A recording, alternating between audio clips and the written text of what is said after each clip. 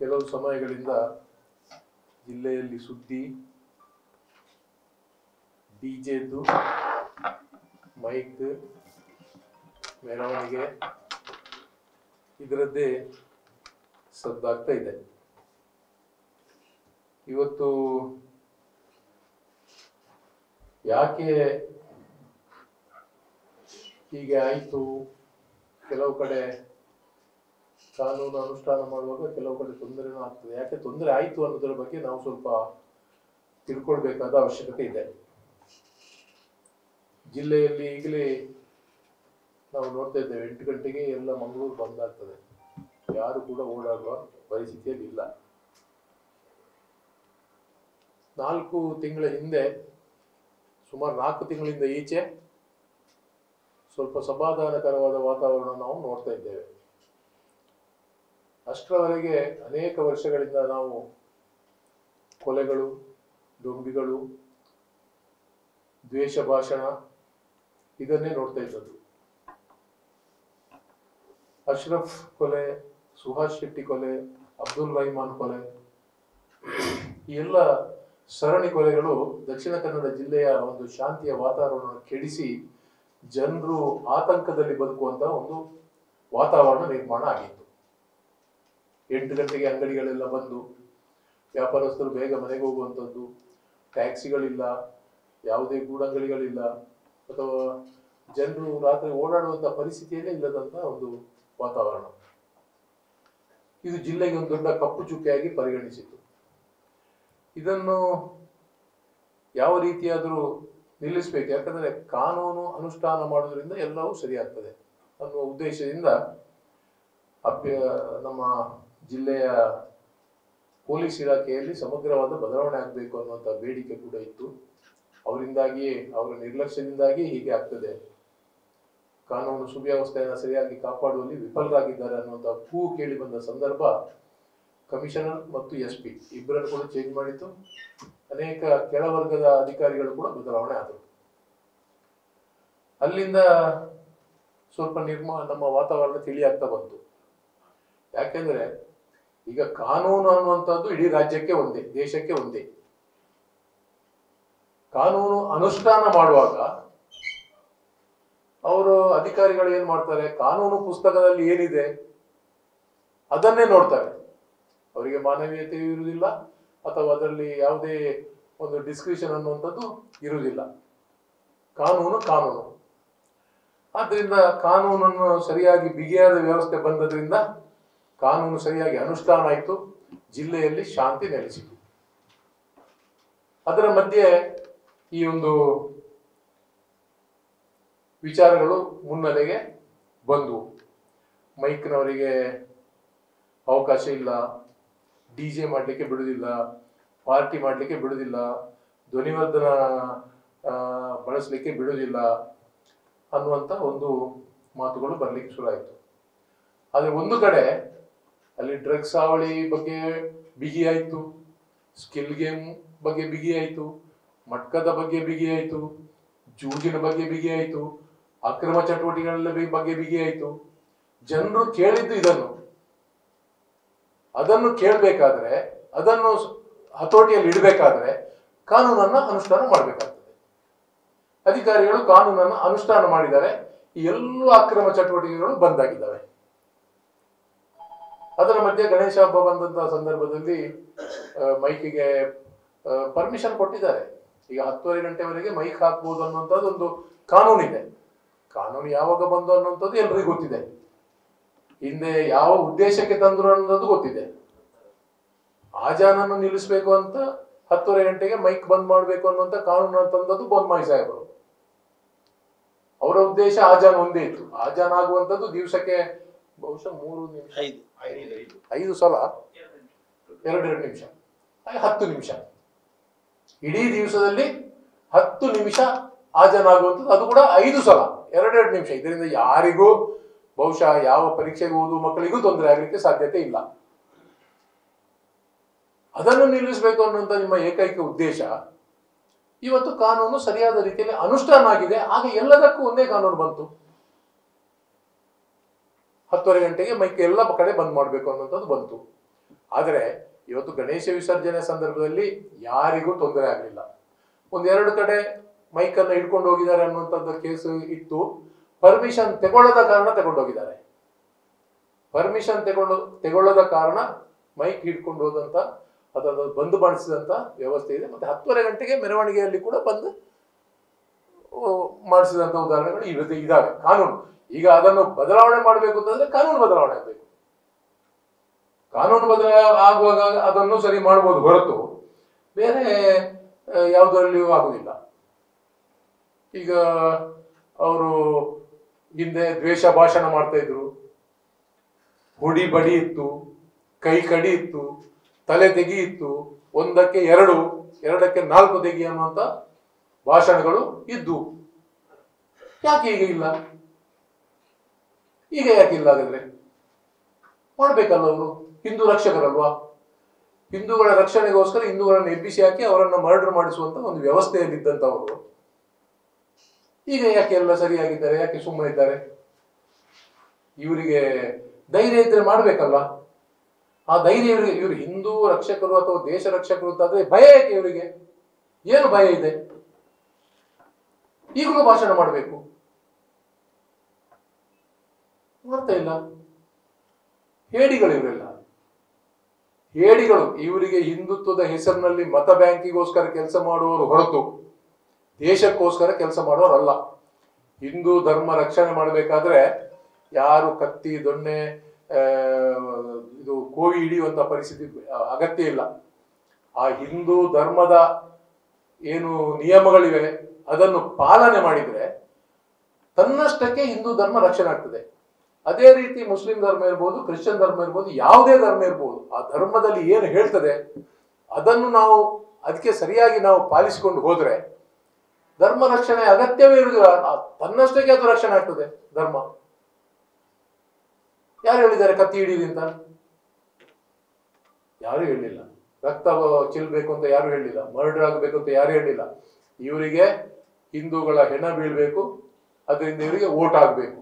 ಯಾಕೆ ನಿನ್ನ road side ಅಲ್ಲಿ ಒಂದು ಹೆಣ್ಣು ಮಗಳು ಬೈಕಲ್ಲಿ ಬಿದ್ದು ಸತ್ತರಲ್ಲ, ಹಿಂದೂ ಅಲ್ವ ಅವರು? ಯಾಕೆ ವಿಜಯೇಂದ್ರ ಬರ್ಲಿಲ್ಲ, ಅಶೋಕ ಬರ್ಲಿಲ್ಲ, ನಾರಾಯಣ ಸ್ವಾಮಿ ಬರ್ಲಿಲ್ಲ, CT ರವಿ ಬರ್ಲಿಲ್ಲ? ಬರ್ಬೇಕಿತ್ತಲ್ಲ. ಹಿಂದೂ ಒಂದು ಅಪಘಾತದಲ್ಲಿ ಒಂದು ಮರಣ ಆಗಿದೆ, ಬರ್ಬೇಕಿತ್ತಲ್ಲ. ನ್ಯಾಷನಲ್ ಹೈವೇ ಯಾಕೆ ಬರುವುದಿಲ್ಲ? ಅಂದ್ರೆ ಹಿಂದೂಗಳು ಮುಸ್ಲಿಮರ ಕೈಯಲ್ಲಿ ಸತ್ತರೆ ಮಾತ್ರ ಅವ ಹಿಂದೂ. ಹಿಂದೂಗಳು ಹೊಡ್ಕೊಂಡು ಸತ್ತರೆ ಅದಕ್ಕೆ ಅವರಿಗೆ ಬೇಡ. ಅದಕ್ಕೆ ಅದರ ಬಗ್ಗೆ ಅವ್ರ ತಲೆನೇ ಕೆಡಿಸ್ಕೊಳ್ಳುವುದಿಲ್ಲ. ಇಂಥ ಹೇಡಿಗಳಿಂದಾಗಿ ಇವತ್ತು ಹಿಂದೂ ಧರ್ಮಕ್ಕೆ ಸಂಕಷ್ಟ ಬಂದಿದೆ ಸರ್. ಸಂಕಷ್ಟ ಬರುವಂಥದ್ದು ಏನಿಲ್ಲ, ಎಲ್ಲ ನಡೀತಾನೆ ಇದೆ. ಸರಿಯಾದ ಸಮಯದಲ್ಲಿ ಸೂರ್ಯ ಉದಯ ಆಗ್ತದೆ, ಸರಿಯಾದ ಸಮಯದಲ್ಲಿ ಸೂರ್ಯಾಸ್ತಮ ಆಗ್ತದೆ. ಅದರ ಮಧ್ಯೆ ನಡೆಯುವಂತಹ ಚಟುವಟಿಕೆಗಳು ನಾವು ಸರಿ ಇದ್ರೆ ಸರಿ ಆಗ್ತದೆ.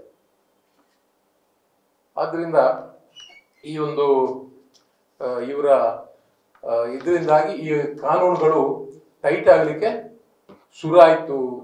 ಈಗ ಮೊನ್ನೆ ಇವರೊಂದು ಬಿಜೆಪಿಯವರು ನಾಯಕರುಗಳೆಲ್ಲ ಸೇರಿಕೊಂಡು ಸಾಂಸ್ಕೃತಿಕ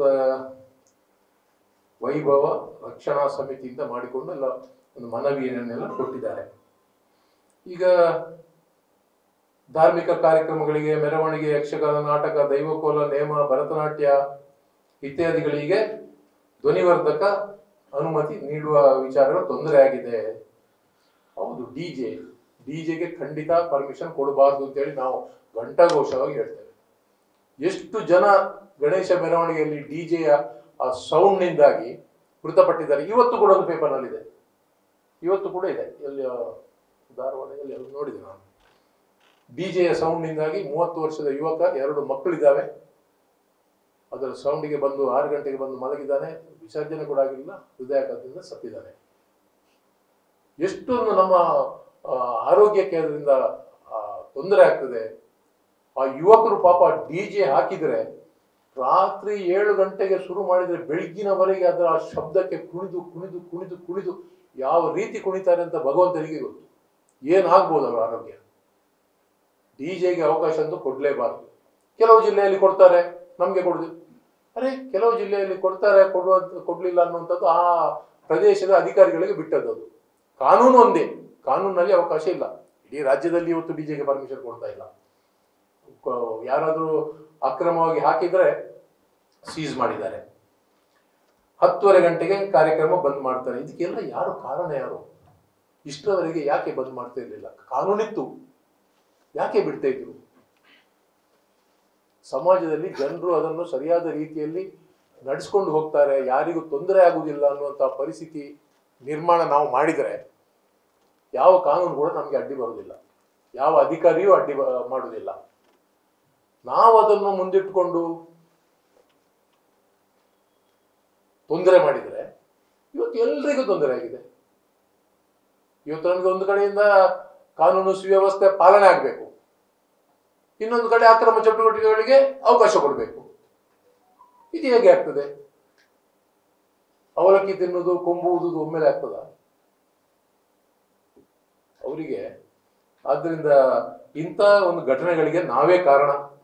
ನಾವು ಸರಿ ಇದ್ರೆ ಅಲ್ಲದೆ ಇವತ್ತು ಶಾಮಿಯಾನ ಆಗಲಿ, ಮೈಕ್ ಆಗಲಿ, ಡಿಜೆ, ಇದು ಟ್ಯಾಬ್ಲೋ ಆಗಲಿ, ಇದಕ್ಕೆ ಎಲ್ಲಿಯೂ ತೊಂದರೆ ಆಗಲಿಲ್ಲ. ಗಣೇಶೋತ್ಸವ ಮಾಡುವವರಿಗೆ ಈಗ ಶಾಮಿಯಾನ ಒಂದು ಫಂಕ್ಷನ್ಗೆ ಹಾಕ್ತಾರೆ ಅಂದರೆ ಆ ಶಾಮಿಯಾನ ಹಾಕುವವರು 10:30 ಗಂಟೆ ರಾತ್ರಿವರೆಗೆ ಹಾಕಿದ್ರು ಒಂದೇ ಬಾಡಿಗೆ, ಬೆಳಿಗ್ಗೆವರೆಗೆ ಹಾಕಿದ್ರು ಅವರಿಗೆ ಬಾಡಿಗೆ ಅಷ್ಟೇ. 10:30 ಗಂಟೆಗೆ ಅರ್ಧ ಬಾಡಿಗೆ ಸಿಗುವಂಥದ್ದಿಲ್ಲ. ಮೈಕ್ನವರಿಗೂ ಹಾಗೆ, ಎಲ್ರಿಗೂ. ಬಟ್ ಜನರಿಗೆ ಸ್ವಲ್ಪ ಇದರಿಂದ ಅನಾನುಕೂಲ ಆಗಿದೆ ಅಂತ ಹೇಳಿದ್ರೆ ಅದಕ್ಕೆ ಕಾನೂನು ಬದಲಾವಣೆ ಆಗಬೇಕು. ಕಾನೂನು ಇರುವಾಗ ಅನುಷ್ಠಾನ ಮಾಡಿದ್ರೆ ನಾವು ಅದಕ್ಕೆ ಬದ್ಧರಾಗಬೇಕು. ಶಾಂತಿ ಸುವ್ಯವಸ್ಥೆಯೂ ಬೇಕು, ನಮ್ಗೆ ಎಲ್ಲ ಬೇಕು. ಆದ್ದರಿಂದ ಈ ಎಲ್ಲ ವಿಚಾರಗಳಿಗೆ ನಾವೇ ಜವಾಬ್ದಾರರು. ಇದಕ್ಕೂ ಸರ್ಕಾರಕ್ಕೂ ಸಂಬಂಧ ಇಲ್ಲ. ಕಾನೂನು ಮಾಡಿದಂತ ಕಾನೂನನ್ನ ಅಧಿಕಾರಿಗಳು ಅನುಷ್ಠಾನ ಮಾಡಿದ್ರೆ ಅದಕ್ಕೆ ಸರ್ಕಾರ ಏನು ಮಾಡ್ಲಿಕ್ಕೆ ಆಗ್ತದೆ? ಸರ್ಕಾರ ಮಾಡಿದ ಕಾನೂನು, MLAಗಳು ಮಾಡಿದ ಕಾನೂನು 10:30 ಗಂಟೆಗೆ ಬಂದ್ ಮಾಡಬೇಕು ಅಂತ ಹೇಳುವಾಗ ನಮ್ಮ ಜಿಲ್ಲೆಯ ಎಲ್ಲಾ ಶಾಸಕರುಗಳು ಕೂಡ ಬೊಮ್ಮಾಯಿ ಸರ್ಕಾರದಲ್ಲಿ ಇದ್ರು. ಯಾಕೆ ಅಬ್ಜೆಕ್ಟ್ ಮಾಡಲಿಲ್ಲ ಅವರು? ಗಣೇಶೋತ್ಸವ ಬರ್ತದೆ, ಶಾರದೋತ್ಸವ ಬರ್ತದೆ, ತೊಂದರೆ ಆಗ್ತದೆ, ಹೇಳ್ಬೇಕಿತ್ತಲ್ಲ. ಅವರು ಪಕ್ಷಪಾತ ಮಾಡುವಂತಹ ವ್ಯವಸ್ಥೆಯಲ್ಲಿದ್ರು, ಅಧಿಕಾರಿಗಳು ಈಗ ಪಕ್ಷಪಾತ ಮಾಡಲಿಕ್ಕೆ ಬಿಡ್ತಾ ಇಲ್ಲ. ಅದಕ್ಕೂ ಸರ್ಕಾರಕ್ಕೂ ಏನು, ಸಿದ್ದರಾಮಯ್ಯ ಸರ್ಕಾರ ಬಂದ ಮೇಲೆ ಮುಸ್ಲಿಮರನ್ನು ತುಷ್ಟೀಕರಣ ಮಾಡ್ತಾರೆ, ಹಿಂದೂಗಳಿಗೆ ಅವಮಾನ ಮಾಡ್ತಾರೆ, ಅವರಿಗೆ ಕೇಸರಿ ಶಾಲು ಕಂಡ್ರೆ ಆಗುದಿಲ್ಲ. ಯಾರು ಹೇಳಿದ್ದಾರೆ ಸಿದ್ದರಾಮಯ್ಯನಿಗೆ? ಕೇಸರಿ ಹಸಿರು ಬಿಳಿ ಎಲ್ಲ ಒಂದೇ ನಮ್ಗೆ, ಕಾಂಗ್ರೆಸ್ನವರಿಗೆ. ಅದರಲ್ಲಿ ಏನು ನಮ್ಗೆ ವ್ಯತ್ಯಾಸ ಇಲ್ಲ. ಈ ತರ ಎಲ್ಲ ಮಾಡುವಂತ ಪರಿಸ್ಥಿತಿಯಲ್ಲಿ ಸರ್ಕಾರ ಇದೆ. ಸರ್ಕಾರ ಸರಿಯಾದ ರೀತಿಯಲ್ಲಿ ಕಾನೂನಿನ ಅನುಷ್ಠಾನವನ್ನ ಮಾಡ್ತಾ ಇದೆ.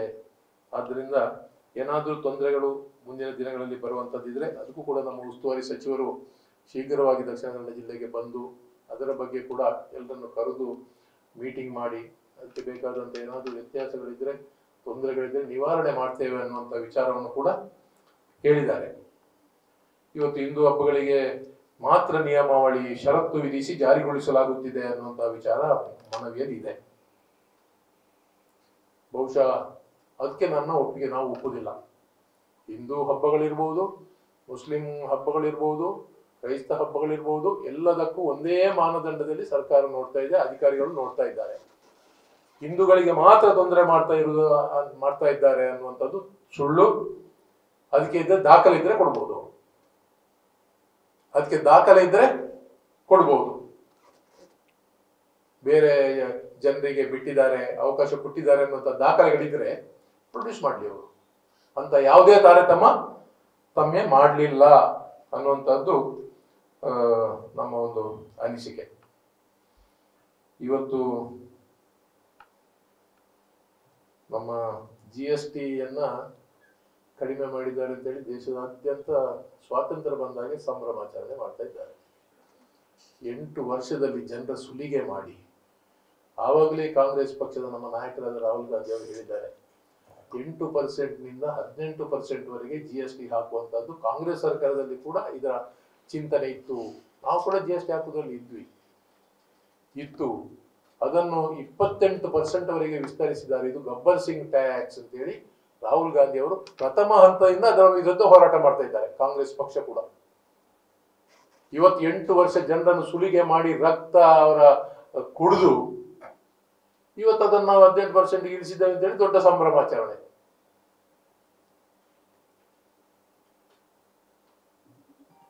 ಜನರು ಹೈರಾಣಾಗಿ ಆಗಿದೆ. ಇವತ್ತು ಕಡಿಮೆ ಮಾಡಿದ್ದು ಸ್ವಾಗತ.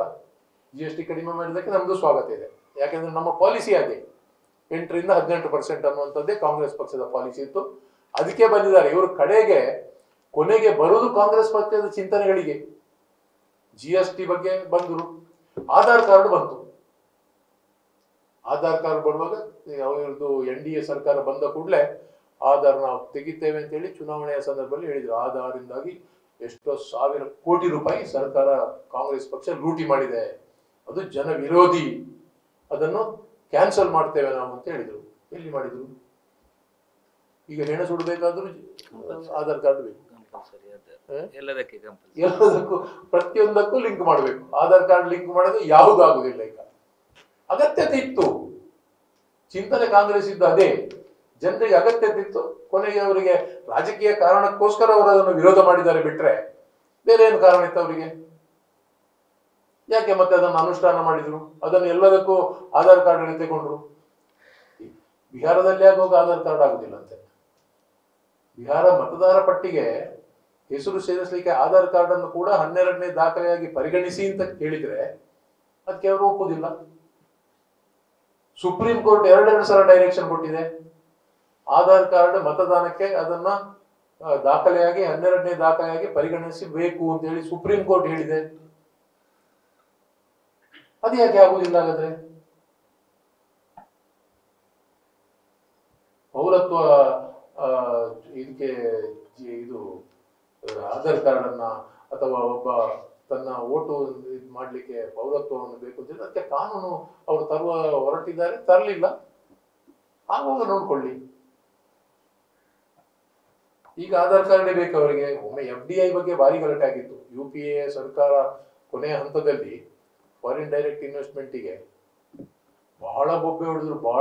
BJP ಅವರು ಇದು ಪಾರ್ಲಿಮೆಂಟ್ ನಡೆಸಲಿಕ್ಕೆ ಬಿಡ್ಲಿಲ್ಲ. ಈಗ ಎಷ್ಟಿದೆ FDI? ಎಷ್ಟು ಪರ್ಸೆಂಟಿಗೆ ಹೋಗಿದೆ? 50% ಮೇಲೆ ಇರಬಾರ್ದು ಅಂತ ಒಂದು ಆಲೋಚನೆ ಇತ್ತು. ಈಗ ಚೈನಾ ಬ್ಯಾನ್ ಮಾಡಿದ್ರು. ಚೈನಾ ಐಟಮ್ ಅನ್ನ ನಾನು ಅಲ್ಲಿ ಅಂಗಡಿಯಲ್ಲಿ ಪ್ರತಿ ಅಂಗಡಿಯಲ್ಲಿ ಹೋಗುವಾಗ ಒಂದು ಬೋರ್ಡ್ ಇತ್ತು, ನಾವು ಚೈನಾ ವಸ್ತುಗಳನ್ನ ಮಾರಾಟ ಮಾಡುವುದಿಲ್ಲ. ಈಗ ಚೈನಾ ಮೋದಿ ಬಾಯಿ ಚೈನಾ ಆವಾಗ ಹೇಳಿದ್ರು ರಾಹುಲ್ ಗಾಂಧಿ ಮತ್ತು ಚೈನಾ ಫ್ರೆಂಡ್ಸ್. ಈಗ ಚೈನಾ ಮತ್ತು ಮೋದಿ ಅವರ ಫ್ರೆಂಡ್ಸ್ ಆಗಿದ್ದಾರೆ. ಅಮೆರಿಕಕ್ಕೆ ರಾಹುಲ್ ಗಾಂಧಿ ಫ್ರೆಂಡ್ ಅಂತ. ಈಗ ಪ್ರತಿಯೊಂದಕ್ಕೂ ರಾಜಕೀಯ ಕಾರಣಗಳನ್ನು ಹುಡುಕುವಂತ ಈ BJP NDA ಸರ್ಕಾರ, ಇವ್ರದ್ದು ಏನ್ ನಾವು ನಿರೀಕ್ಷಿಸಕ್ಕೆ ಸಾಧ್ಯತೆ ಇದೆ? 11-12 ವರ್ಷಗಳ ಕಾಲ ಇವರು ಸರ್ಕಾರ ಮಾಡ್ತಾ ಇದ್ದಾರೆ. ಎಲ್ಲಾ ಸುಳ್ಳಿಯಲ್ಲಿಯೇ ಸರ್ಕಾರ ಮಾಡಿದ್ದು, ಸುಳ್ಳುಗಳ ಸರಮಾಲೆಯಿಂದಲೇ ಸರ್ಕಾರವನ್ನು ಮಾಡಿದ್ದು ಇವರು. ಕೊನೆಗೆ ಚಿಂತನೆಗೆ ಬರೋದು ಕಾಂಗ್ರೆಸ್ ಚಿಂತನೆ ಏನಿತ್ತು ಅದೇ. ಇವ್ರದ್ದು ಅಂತೇಳಿ ಏನೂ ಇಲ್ಲ.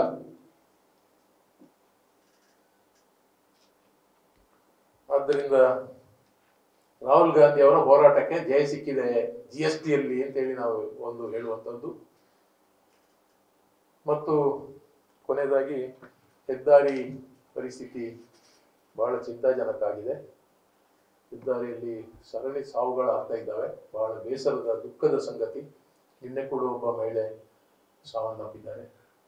ಬಹುಶಃ ಹೆದ್ದಾರಿಯ ಪ್ಯಾಚ್ ವರ್ಕ್ ಮಾಡುವಂತ ವ್ಯವಸ್ಥೆಯಲ್ಲಿ ಕೂಡ ಇಲ್ಲ. ಟೋಲ್ ಗೇಟ್ ಅಲ್ಲಿ ಮಾಡ್ತಾರೆ. 60 ಕಿಲೋಮೀಟರ್ಗೆ ಟೋಲ್ ಗೇಟ್ ಇಲ್ಲ. 60 ಕಿಲೋಮೀಟರ್ ಮಧ್ಯೆ ಟೋಲ್ ಗೇಟ್ ಇಲ್ಲ ಅಂತ ಹೇಳಿ 2 ವರ್ಷ ಆಯ್ತು ಗಡ್ಕರಿ ಅವರು ಪಾರ್ಲಿಮೆಂಟ್ ನಲ್ಲಿ ಅನೌನ್ಸ್ ಮಾಡಿದ್ದಾರೆ. ಪಾರ್ಲಿಮೆಂಟ್ ನಲ್ಲಿ 60 ಕಿಲೋಮೀಟರ್ ಮಧ್ಯೆ ಇದ್ದಂತ ಟೋಲ್ ಎಲ್ಲ ತೆಗಿತೇವೆ. ಎಲ್ಲಿ ತೆಗೆದಿದ್ದಾರೆ?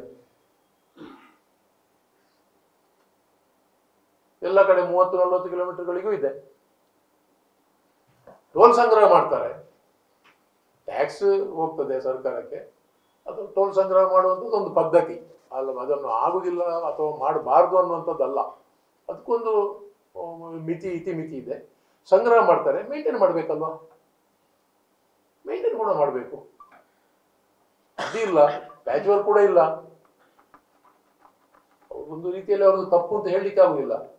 ಚುನಾವಣೆಯ ಸಂದರ್ಭ ಅವ್ರು ಹೇಳಿದ್ದಾರೆ, ಮೋರಿ ಮಾರ್ಗ ಚರಂಡಿ ಬಗ್ಗೆ ಮಾತನಾಡಬೇಡಿ, ಲವ್ ಜಿಹಾದ್, ಹಿಂದುತ್ವ ಇದರ ಬಗ್ಗೆ ಮಾತ್ರ ಮಾತನಾಡಿ. ಸರಿ ಇದೆ, ಅವ್ರದ್ದು ಅವರ ತರ್ಕ ಸರಿ ಇದೆ. ಅಂದ್ರೆ ಇದರಿಂದಾಗಿಯೇ ಈ ದೇಶ ನಡೀತದೆ. ಅಭಿವೃದ್ಧಿ ಕಾರ್ಯಕ್ರಮಗಳ ಬಗ್ಗೆ ಅಲ್ಲಿ ಮತ್ತೆ MLA ಬೊಬ್ಬೆ ಹಿಡಿತಾರೆ, ಸಿದ್ದರಾಮಯ್ಯ ದುಡ್ಡು ಕೊಡುದಿಲ್ಲ, ಸಿದ್ದರಾಮಯ್ಯ ದುಡ್ಡು ಕೊಡುದಿಲ್ಲ ಅಂತ. ಅದು ಬೇಕು ಅವರಿಗೆ. ಮೋರಿ ಚರಂಡಿ ಮಾಡಬೇಡಿ ಅಂತ ಹೇಳುದು ಅವರಿಗೆ, ದುಡ್ಡು ಕೊಡೋದು ಬೇಡ, ಸಿಗುದಿಲ್ಲ ಅಂತ ಹೇಳುದು ಅವರಿಗೆ. ಎಲ್ಲ ಈ ಬಗೆಯ ನೀತಿ. ಈ ಬಗೆಯ ನೀತಿಯನ್ನು ನಾವು ಖಂಡಿಸ್ತೇವೆ. ಈ ಹೆದ್ದಾರಿಯ ನಿರ್ಲಕ್ಷ್ಯದ ಬಗ್ಗೆ ನಾಳೆ ನಾವು ಒಂದು ಪ್ರತಿಭಟನೆಯನ್ನು ಹಮ್ಮಿಕೊಂಡಿದ್ದೇವೆ. ನಂತೂರಿನಲ್ಲಿ ನಿಂದ ಪ್ರಾರಂಭ ಆಗಿ ನ್ಯಾಷನಲ್ ಹೈವೇ ಅಧಿಕಾರಿಗಳ ಕಚೇರಿಯವರಿಗೆ ಹೋಗಿ ಅವರಿಗೆ ಮನವಿಯನ್ನ ಸಲ್ಲಿಸುವಂತಹ ಕಾರ್ಯಕ್ರಮ ಇದೆ. ಅದಕ್ಕೂ ಕೂಡ ನಾನು ನಮ್ಮ ಜಿಲ್ಲೆಯ ಎಲ್ಲ ಪಕ್ಷದ ಹಿರಿಯ ಮುಖಂಡರುಗಳು ಅದರಲ್ಲಿ ಭಾಗವಹಿಸಿದ್ದಾರೆ. ಎಲ್ಲ ಜನಪ್ರತಿನಿಧಿಗಳು ಮತ್ತು ಸರ್ಕಾರದ ಚುನಾಯಿತ ಅಲ್ಲ, ನಾಮನಿರ್ದೇಶಿತ ಸದಸ್ಯರುಗಳು ಎಲ್ಲರೂ ಕಾರ್ಯಕರ್ತರು ಅಧಿಕ ಸಂಖ್ಯೆಯಲ್ಲಿ ಭಾಗವಹಿಸಬೇಕು ಅಂತ ಹೇಳಿ ನಾನು ತಮ್ಮ ಮುಖಾಂತರ ನಮ್ಮ ಪಕ್ಷದ ಕಾರ್ಯಕರ್ತರಿಗೆ ಕೂಡ ವಿನಂತಿಯನ್ನ ಮಾಡ್ತಾ ಇದ್ದೇನೆ. ಸರ್, ಬೆಳಿಗ್ಗೆ 10 ಗಂಟೆ, ಬೆಳಿಗ್ಗೆ 10:10 ಕೆಲಸದಲ್ಲಿ ಬಂದಿದೆ. ಬೆಳಿಗ್ಗೆ 10 ಸಾರ್ವಜನಿಕರು ಹೆಚ್ಚಿನ ಸಂಖ್ಯೆಯಲ್ಲಿ ನಂತೂರಿಂದ ರಾಷ್ಟ್ರೀಯ ಹೆದ್ದಾರಿ ಪ್ರಾಧಿಕಾರದ ಕಚೇರಿ ರೋಡ್ ಅಲ್ಲಿ ಸಾರ್ವಜನಿಕರು ಹೆಚ್ಚಿನ ಸಂಖ್ಯೆಯಲ್ಲಿ ಭಾಗವಹಿಸಬೇಕಾಗಿದೆ. ಸಾರ್ವಜನಿಕ ಹಿತಾಸಕ್ತಿ ಅಡಗಿರುವುದರಿಂದ ಮತ್ತು ಅನೇಕ ಜನರಿಗೆ ಇದರಿಂದ ಬಹಳಷ್ಟು ತೊಂದರೆ, 2 ವೀಲರ್ನವರಿಗೆ ಬಹಳ ತೊಂದರೆ ಆಗ್ತಿದೆ. ಅಟ್ಲೀಸ್ಟ್ ಒಂದು ಪ್ಯಾಚ್ ವರ್ಕ್ ಆದ್ರೂ ಮಾಡಿದಾಗ ಬಿಸಿಲು ಬಂದು 1 ವಾರ ಆಯ್ತು. ನಿನ್ನೆ ರಾತ್ರಿ ಮಾಡ್ತಾ ಇದ್ದಾರೆ ಅಂತ ಸುದ್ದಿ ಬಂದಿದೆ. ಇನ್ನು ಎಷ್ಟು ಜನರು ಕೈಕಾಲು ಹುಡ್ಕೊಳ್ಬೇಕು ಅಂತ ಗೊತ್ತಿಲ್ಲ. ಅವತ್ತೇ ಶುರು ಮಾಡಿದ್ದಾರೆ. ನೀವು ಕೂಡ ಪ್ರತಿಭಟನೆ ಮಾಡೋದು ಈಗ ಇಂತ ಒಂದು ಜೀವ ಹೋದ ನಂತರ ಅಲ್ಲಿವರೆಗೆ ನೀವು ಕೂಡ ಮಾತಾಡಲಿಲ್ಲ, ಸುದ್ದಿ ಇರಲಿಲ್ಲ. ಯಾವುದೇ ಸಮಸ್ಯೆಗಳು ಉಲ್ಬಣಾದಾಗಲೇ ನಮಗೆ ಗೊತ್ತಾಗುವಂಥದ್ದು, ಇದು ಸಹಜ. ಎಲ್ಲ ಕಡೆ ಅಲ್ಲ, ಪತ್ರಿಕೆಯವರು ಮಾತ್ರ ಆಗಾಗ ಅದನ್ನು ನೆನಪಿಸ್ತಾ ಇದ್ದಾರೆ. ಅದರ ಬಗ್ಗೆ ನಮಗೆ ಸಂತೋಷ ಇದೆ. ಯಾರು ಕಾರ್ಪೊರೇಷನ್ ಆಗಲಿ ಜಿಲ್ಲಾಡಳಿತ ಆಗಲಿ ಯಾರು ಕೂಡ ಕೇರ್ ಮಾಡಿಲ್ಲ. ಇಷ್ಟೊಂದು ಗುಡ್ಡೆ ಬಿದ್ದು ಇಡೀ ಸಿಟಿ ಒಳಗಡೆ ಆಗಲಿ ಅಥವಾ ಈ ಹೆದ್ದಾರಿ ಆಗಲಿ ಎಲ್ಲ ಕಡೆ ಏರ್ಪೋರ್ಟ್ ರೋಡ್ ಆಗಿದೆ.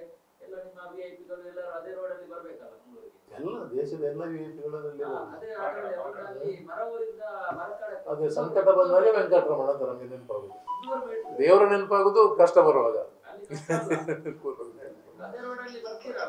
ಹೌದೌದು, ಸರಿ. ಅದನ್ನೇ ನಾನು ಹೇಳ್ತಾ ಇದ್ದೇನೆ, ಅದನ್ನೇ ಹೇಳ್ತಾ ಇರೋದು. ಮಹಾತ್ಮ ಗಾಂಧಿ ಯೋಜನೆ 8 ಕೋಟಿ 4 ಕೋಟಿ ಇದ್ದೆ ಮಿನಿಸ್ಟರ್ ಏರ್ಪೋರ್ಟ್ ನಮ್ಮ ಮಹಾತ್ಮ ಗಾಂಧಿ ನಮ್ಮ ಸ್ಟೇಟ್ ಸೆಂಟ್ರಲ್ ಅಂತ ಉಂಟು.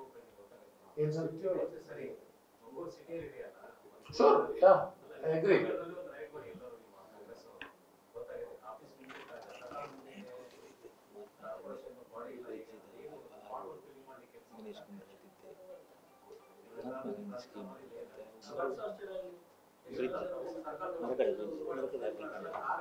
ಮಕ್ಕಳು, ಶಾಲೆಯ ಮಕ್ಕಳು ಸ್ವಲ್ಪ ರಿಪೇರಿ ಮಾಡಿದಿರೋದು ಬಹಳ ಶ್ಲಾಘನೀಯ. ಪಾಪ ಅವರು ಅಟ್ಲೀಸ್ಟ್ ಒಂದು ಸರ್ವಿಸ್ ಮೈಂಡ್ ಮಕ್ಕಳಲ್ಲಿ ಬಂದ್ರೆ ಅದು ಒಳ್ಳೇದು.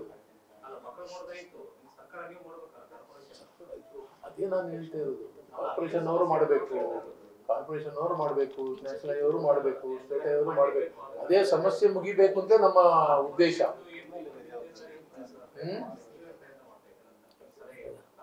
ನಾವು ಸರ್ಕಾರಕ್ಕೆ ಅದನ್ನೇ ಹೇಳ್ತಾ ಇರೋದು, ಸರ್ಕಾರಕ್ಕೆ ನಾವು ಒತ್ತಾಯ ಮಾಡುತ್ತಾ ಇರೋದು ಅದನ್ನೇ. ಮಾರ್ಗಗಳನ್ನು ಅಟ್ಲೀಸ್ಟ್ ಈಗ ಗುಂಡಿ ಮುಚ್ಚಿ ಮತ್ತೆ ಅದಕ್ಕೆ ರೀಡಾಮರೀಕರಣ ಮಾಡಿ ಅದನ್ನು ಮುಗಿಸ್ಕೊಳ್ಳಿ. ಈಗ ಗುಂಡಿ ಅಲ್ಲಿ ತೇಪೆ ಹಾಕ್ತಾರೆ, ಆನಂತರ ಅದು ಎಷ್ಟು ತಿಂಗಳಾದರೂ ಅದನ್ನು ಪೂರ್ತಿ ಡಾಮರೀಕರಣ ಆಗಲ್ಲ, ಮತ್ತೆ ಗುಂಡಿ ಬೀಳ್ತದೆ 1-2 ತಿಂಗಳಲ್ಲಿ. ಹಾಗೆ ಅದು ಮತ್ತೆ ಪ್ರಾಬ್ಲಮ್ ಆಗ್ಬೇಕು. ಮತ್ತೆ ಒಮ್ಮೆ ಪ್ಯಾಚ್ ಇನ್ನೊಂದು ಕಡೆ ಮಕ್ಕಳು ಬೀಳ್ತದೆ. ಎಲ್ಲ ಮುಗಿಬೇಕು. ಜನರು ಅಲ್ಟಿಮೇಟ್ ಜನರು ತೊಂದರೆ ಅನುಭವಿಸುವಲ್ಲ, ಜನರನ್ನ ನಾವು ಕೂಡ ಎಲ್ಲ ಒಟ್ಟಿಗೆ.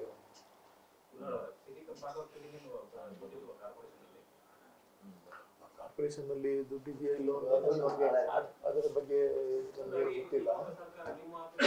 ಸರ್ಕಾರ ನಮ್ದು ಹೌದು, ಯಾವ್ಯಾವ ಆಫೀಸಲ್ಲಿ ಎಷ್ಟೆಷ್ಟು ದುಡ್ಡಿದೆ ಅಂತ ನಮಗೆ ನಮಗೆ ಇನ್ಫಾರ್ಮೇಶನ್ ಇರುವುದಿಲ್ಲ.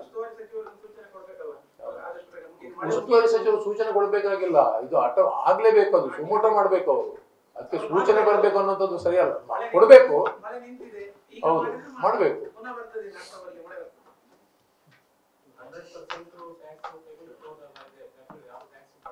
ಟ್ಯಾಕ್ಸ್ ಯಾವುದು ಬಾಕಿ ಇಲ್ಲ, ಅದೇ ನಾನು ಹೇಳಿದ್ದು. ಟ್ಯಾಕ್ಸ್ ಕಟ್ಟಿಸ್ಕೊಳ್ತೇವೆ, ಟೋಲ್ ಕಲೆಕ್ಷನ್ ಮಾಡ್ತೇವೆ, ದುರಸ್ತಿ ಇಲ್ಲ.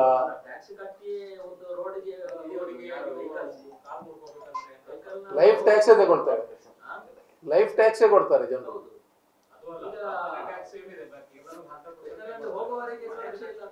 ಬೆಲ್ಟ್ ಹಾಕಿದ್ರೆ ಈಗ ಕ್ಯಾಮರಾ ಬಂದಿದೆ, ಅದು ಬರ್ತದೆ 500 ರೂಪಾಯಿ.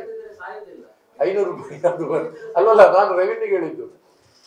ದುಡ್ಡು ಅದರಿಂದ ದುಡ್ಡು ಬರ್ತದೆ, ಹೆಲ್ಮೆಟ್ ಹಾಕಿದ್ರು ದುಡ್ಡು ಬರ್ತದೆ, ಎಲ್ಲ ದುಡ್ಡು ಬರ್ತದೆ, ಎಲ್ಲಿ ಹೋಗ್ತದೆ ಅನ್ನೋಂಥದ್ದು ಸಮಸ್ಯೆ.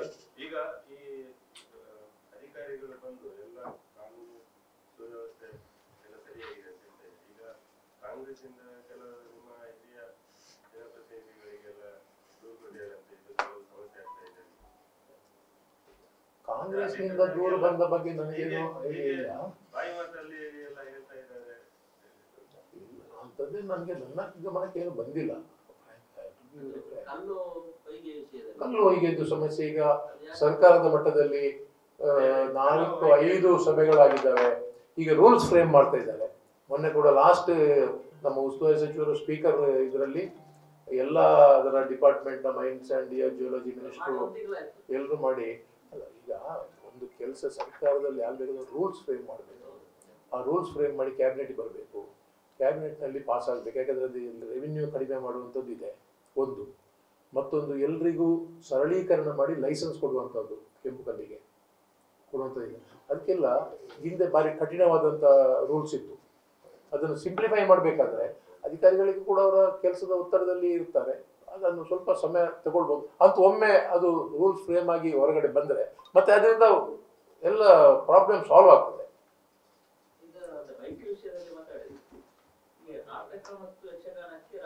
ಏನು ಸಮಸ್ಯೆ ಆಗುದಿಲ್ಲ.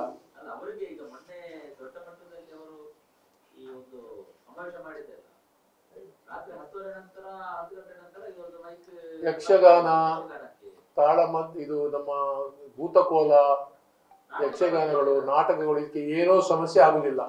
ಆ ಸಮಸ್ಯೆ ಏನಾದ್ರು ಆಗುದಿದ್ರೆ ಅದನ್ನು ಪರಿಹರಿಸಲಿಕ್ಕೆ ಈಗ ಉಸ್ತುವಾರಿ ಸಚಿವರು ನೆಕ್ಸ್ಟ್ ವೀಕ್ ಬರ್ತಾರೆ. ಅದರ ಬಗ್ಗೆ ಅನ್ಅಫಿಷಿಯಲ್ ಆಗಿ ಪರ್ಮಿಷನ್ ಇಲ್ಲದೆ ಮಾಡಿದ್ರೆ ತೊಂದರೆ ಖಂಡಿತ ಆಗ್ತದೆ. ಹೌದು, ಅದಕ್ಕೆ ಡೆಸಿಮಲ್ ಒಂದು ಇದಿದೆ ವ್ಯವಸ್ಥೆ, ಒಂದು ಎಷ್ಟು ಡೆಸಿಮಲ್ ಅದರ ಇಂಪ್ಯಾಕ್ಟ್ ಇದೆಯಾ, ಅಷ್ಟರ ಒಳಗೆ ಇದ್ರೆ ಏನು ಸಮಸ್ಯೆ ಆಗುದಿಲ್ಲ. ಇದು ನಾವು DJ ತರ ಮೈಕ್ ಕೂಡ ಇಟ್ರೆ ಅದು ಎಲ್ಲಿ ಆಗ್ತದೆ.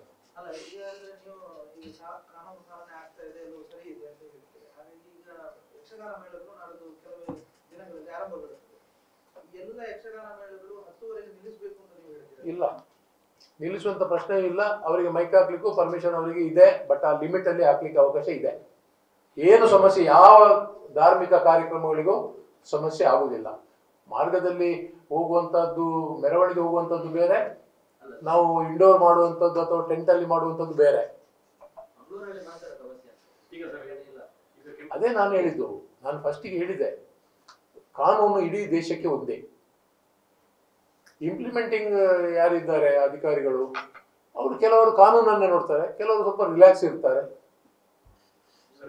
ಸಮಸ್ಯೆ. ಬಟ್ ಕಾನೂನೇ ಅಲ್ವಾ ಸರ್. ಈಗ ಪ್ರತಿಯೊಂದು ಕಾನೂನು ಕೂಡ ಮೊದಲ ಬಾರಿಗೆ ಇಂಪ್ಲಿಮೆಂಟ್ ಆಗುವುದು ದಕ್ಷಿಣ ಕನ್ನಡ ಜಿಲ್ಲೆ. ಈಗ ಹೊಯ್ಗೆ, ಕಲ್ಲು, ಈ DJ, ಈ ಸೌಂಡ್ಗಳೆಲ್ಲ ಈ ಮುಂದಿನ ದಿನಗಳಲ್ಲಿ ದಕ್ಷಿಣ ಕನ್ನಡ ಜಿಲ್ಲೆ ಸಮುದ್ರ ಇಲ್ಲ, ಇಲ್ಲೇ ಸಮಸ್ಯೆ. ಹೌದು, ಈ ಮುಂದಿನ ದಿನಗಳಲ್ಲಿ ದಕ್ಷಿಣ ಕನ್ನಡ ಜಿಲ್ಲೆಯಲ್ಲಿ ಕಾಂಗ್ರೆಸ್ಗೆ ಏನಾದ್ರು ಹೊಡೆತ ಬೀಳುವ ಏನಾದ್ರು ವೋಟ್ ಬ್ಯಾಂಕಿಗೆ ಏನು ಸಂಬಂಧ ಇದೆ? ಈಗ ಜನರಿಗೆ ನಾವು ವೋಟ್ ಬ್ಯಾಂಕಿಗೆ ಬೇಕಾಗಿ ನಾವು ಕೆಲಸ ಮಾಡಿದ್ರೆ ಆ ಕಷ್ಟವನ್ನು ಜನರು ಅನುಭವಿಸಬೇಕಾಗ್ತದೆ. ಜನರು ಕಷ್ಟದಲ್ಲಿ ಹಾಕಿ, ಈಗ ನಾವು ದ್ವಂದ್ವ ನಿಲುವು ಅಂತ ನಾನು ಹೇಳಿದೆ. ಅದೇ ಒಂದು ರೀತಿಯಲ್ಲಿ ನಿಮ್ಗೆ ಶಾಂತಿ ಸುವ್ಯವಸ್ಥೆ ಬೇಕು, ಇನ್ನೊಂದು ಕಡೆ ಅಕ್ರಮ ಚಟುವಟಿಕೆಗಳು ಬೇಕು. ಎರಡು ಹೇಗೆ ಆಗ್ತದೆ ಒಮ್ಮೆಲೆ? ಶಾಂತಿ ಸುವ್ಯವಸ್ಥೆ, ಜನರ ಜೀವನ, ಜನಜೀವನ ಬಹಳ ಮುಖ್ಯ. ಆಮೇಲೆ ಹಿಂದುತ್ವ, ದೇವಸ್ಥಾನ ಅದೆಲ್ಲ ನಮ್ಮ ನಂಬಿಕೆಗಳು. ಯಾವ ರೀತಿ ಮಾಡಿದ್ರು ಆಗ್ತದೆ. ದೇವರಿಗೆ ಏನು DJ ಹಾಕಿ ಕುಣಿದ್ರೆ ಮಾತ್ರ ದೇವರಿಗೆ ಖುಷಿ ಆಗುದಲ್ಲ. ಒಂದು ಒಳ್ಳೆಯ ಮನಸ್ಸಿನಿಂದ ಪ್ರಾರ್ಥನೆ ಮಾಡಿದ್ರು ಸಾಕಾಗ್ತದೆ, ಭಜನೆ ಮಾಡಿದ್ರು ಸಾಕಾಗ್ತದೆ. ಇಲ್ಲಿ ಅಧಿಕಾರಿಗಳು ಕನಿಷ್ಠ ಒಂದು 1.5-2 ವರ್ಷ ಆದ್ರೆ ಇರ್ತಾರೆ ಅಂತ ಹೇಳಿ ನಿಮ್ಮ ನಾನು 2 ವರ್ಷ ಈಗ ಕನಿಷ್ಠ ಅಂತ ಇದೆ ಒಬ್ಬ ಅಧಿಕಾರಿಗೆ. 2 ವರ್ಷ ಆದ ಮೇಲೆ ಕೂಡ ಒಳ್ಳೆಯ ಅಧಿಕಾರಿಗಳೇ, ಇಂಥ ಅಧಿಕಾರಿಗಳೇ, ಕಾನೂನನ್ನು ಕಾಪಾಡುವವರೇ ಬರಲಿ ಅಂತ ನಾನು ಹಾರೈಸುವುದು. ಈಗ 3 ವರ್ಷ ಕೂಡ ಇದ್ದವರಿದ್ದಾರೆ, DC ಅವರು ಇದ್ದಾರೆ. ಅಲ್ಲ, ಈಗ ಈ ಸಮಸ್ಯೆ ಇದೆ ಅಲ್ವಾ, ಈಗ 10-12 ಗಂಟೆಗೆ ನೀರು, ಅದಕ್ಕೆ ಹಿಂದೂ ಸಂಘಟನೆಗಳ ನೇರ ಹೊಣೆ ಅಂತ ಹೇಳ್ತೀರಾ ನೀವು? ಯಾಕಂದ್ರೆ ಅಜಾನ್ ವಿರೋಧವನ್ನು ಎತ್ತಿದೆ ಹಿಂದೂ ಸಂಘಟನೆಗಳು. ಈ ಸಂಕಷ್ಟ ಪ್ರಾರಂಭ ಆದ್ದೆ ಅಲ್ಲಿಂದ. ನಾನು ಪ್ರಥಮವಾಗಿ ಹೇಳಿದ್ದು ಅದನ್ನೇ. ನಮಗೆ ಸಂಕಷ್ಟ ಪ್ರಾರಂಭ ಆಗಿದ್ದು ನಾವು ಯಾವಾಗಲೂ ಒಬ್ಬನನ್ನು ಬೆರಳು ತೋರಿಸುವಾಗ 4 ಬೆರಳು ನಮ್ಮನ್ನು ತೋರಿಸಿದ ಅನ್ನುವಂಥ ಗಮನದಲ್ಲಿ ನಮ್ಗೆ ಇರುವುದಿಲ್ಲ. ನಾವು ಅವನು ಹಾಳಾಗಬೇಕು ಅನ್ನುವಂಥದ್ದು ಮಾತ್ರ. ಅವನು ಹಾಳಾದ್ರೆ ನಾನು ಅದರಲ್ಲಿ ಮರು ದಿವಸ ಹಾಳಾಗ್ತೇನೆ ಅನ್ನುವಂಥ ಜ್ಞಾನ ನಮಗಿಲ್ಲ. ಇಡೀ ಇಷ್ಟೆಲ್ಲ ಕಾರಣ ಈ ಯಾಕೆ ಹಾಗಾದ್ರೆ ಈಗ ಭಾಷಣ ಇಲ್ಲ ನಿಮ್ದು, ಯಾಕೆ ಕೈದಾಗಿದೆ? ಮಾಡಿ, ಕೊಡಿ, ಬಡಿ, ಕಡಿ, ತಲೆ ತೆಗಿ, 1 2 ತೆಗಿ ಮಾಡಿ. ಧೈರ್ಯ ಇಲ್ವಾ? ಹೇಳಿದ್ದಾರೆ ಹೇಳಿಗಳನ್ನು ಇವಾಗ. ನಿಮ್ದು ನಾಟಕ ಅಂತ ಆಯ್ತಲ್ಲ, ಡ್ರಾಮಾ ಮಾಡ್ಬೋದು ಆಯ್ತಲ್ಲ. ಇವ್ರ ಹತ್ರ ಪ್ರಾಮಾಣಿಕತೆ ಇದೆ, ಇವರು ಕಾನೂನುಬದ್ಧವಾಗಿದ್ದಾರೆ. ಯಾವ ಭಾಷಣ ಮಾಡೋದಕ್ಕೆ ಏನು ಹೆದರಿಕೆ ಇವರಿಗೆ? ಈಗ ಅದು ಒಬ್ಬರಿಗೆ ಅಂತಲ್ಲ, ಎಲ್ರಿಗೂ ಅನ್ವಯಿಸ್ತದೆ, ಎಲ್ಲ ಕಮ್ಯುನಿಟಿ ಅವರಿಗೆ ಅನ್ವಯಿಸ್ತದೆ.